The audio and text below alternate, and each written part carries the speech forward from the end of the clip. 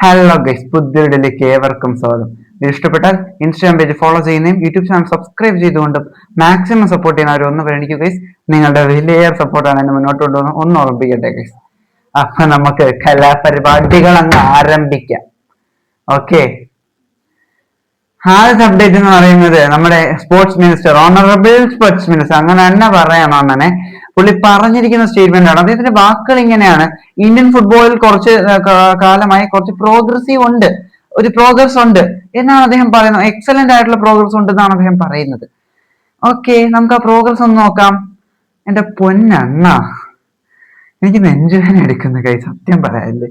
ഇങ്ങനെയൊക്കെ പറയാവോ? ഇതാ ഇവിടെ ഒരു ഗ്രാഫായിട്ട് കാണിക്കാൻ, ഇവിടെ കിടന്നിരുന്ന ഇന്ത്യൻ ഫുട്ബോള് ഒരു അവസ്ഥ എന്ന് പറയുന്നത് ഇവിടെയാണ്. ഒരുപക്ഷെ പുള്ളിയുടെ കാര്യത്തിൽ അതായിരിക്കും പ്രോഗ്രസ് ഉദ്ദേശിച്ചത്. ഓക്കെ, അതും പോട്ടെ. അങ്ങോട്ടൊന്ന് നോക്കുക. അവിടെ ഒരു മൈന ഇങ്ങനെ പുറത്തേക്ക് ഇങ്ങനെ പറക്കുന്നുണ്ട്. ദേശാടനക്കിളി ആയതുകൊണ്ടാണോ എന്തോ. Tata group, Reliance group, city group, 3 investors, 3 big ബ്രാൻഡുകളാണ് ഇന്ത്യൻ ഫുട്ബോളിനെ വിട്ടൊഴിഞ്ഞത്. ഇതാണോ അന്നേ പ്രോഗ്രസ് എന്ന് പറയുന്നത്? അതും അതിൽ രണ്ട് ഇന്ത്യൻ ബ്രാൻഡുകൾ, അതും വിശ്വസ്തരായ ഇന്ത്യൻ ബ്രാൻഡുകൾ ഓർക്കണം. ആരുടെ പിടിപ്പുകേട് മൂലം? AIFFന്റെ പിടിപ്പുകേട് മൂലം. കൂടുതൽ നമ്മൊന്നും പറയിപ്പിക്കാതിരിക്കുന്നതാണ് നല്ലത്. അതുകൊണ്ട് ആ ഒരു പ്രോഗ്രസ് എന്ന് പറഞ്ഞ പുള്ളി എന്താ ഉദ്ദേശിച്ചെന്ന് മനസ്സിലായില്ല. നമുക്ക് അതിനെപ്പറ്റി വിശദമായിട്ടൊരു വീഡിയോ ചെയ്യാം. അടുത്ത അപ്ഡേറ്റ് എന്ന് പറയുന്നത് നമ്മുടെ റോട്ടറിയുമായി ബന്ധപ്പെട്ടതാണ്. റോട്ടറി എടാ കൊള്ളാം കേട്ടാ.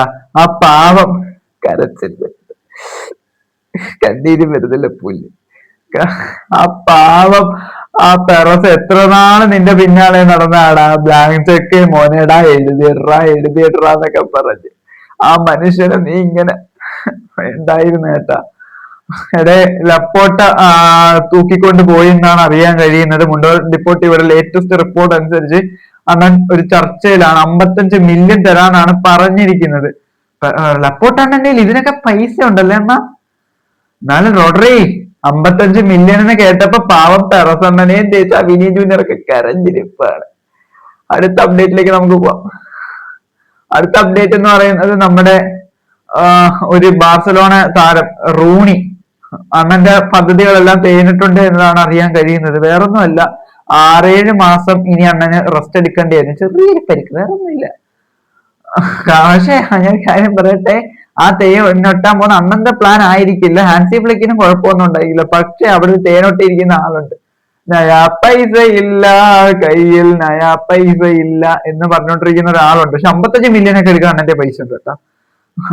കടത്തിന്റെ മേലെ കടവുമായിട്ട് പോകുന്ന, മുണ്ട് മുറിക്ക് ഓടിച്ച് ജീവിക്കുന്ന, പക്ഷെ ആവശ്യത്തിന് പൈസ ഇറക്കുന്ന നമ്മുടെ സ്വന്തം ലപ്പോട്ടണ്ണൻ. ലോണിന് വിട്ട് പൈസ മാറാന്ന് വിചാരിച്ചു, പക്ഷെ അത് നടന്നില്ല. പോട്ടെ. അടുത്ത അപ്ഡേറ്റിലേക്ക് നമുക്ക് പോവാണെങ്കിൽ നമ്മുടെ Julian Alvarez Atletico Madrid, Real Madrid അല്ല, അത്ലറ്റിക്കോ മാഡ്രിഡിൽ എത്തിയിട്ടുണ്ട്.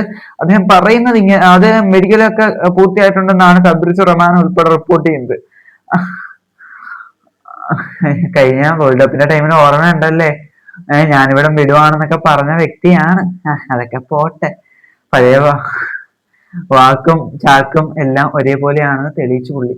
ഇവിടെ ഇഷ്ടപ്പെടുമെന്ന് തന്നെ തരുന്നു. വിലയേറെ അഭിപ്രായങ്ങൾ കമന്റ് ചെയ്താലും ഒന്ന് പരിഗണിക്കൂ ഗൈസ്. അപ്പോ സബ്സ്ക്രൈബുകൾ കുമ്പാരമാകുമ്പോൾ പരിപാടിക്ക് ഗമമാവും എന്നുള്ള കാര്യം ഓർമ്മിപ്പിക്കട്ടെ. ഏത് മോഡ്? Subscribe mode. ബൈ.